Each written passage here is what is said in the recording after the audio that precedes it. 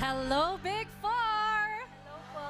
Welcome to the big night! Ang gaganda naman ng mga yan. Grabe. Anong pakiramdam nyo ngayon?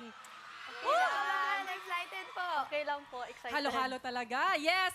Girls, this is the culmination ng lahat ng pinagdaanan nyo sa loob ng bahay ni Kuya. And speaking of that, meron akong simpleng tanong para sa inyo. In just one word, paano nyo madedescribe ang inyong buong PBB journey? Just one word? Fiang. For me, genuine. Kai.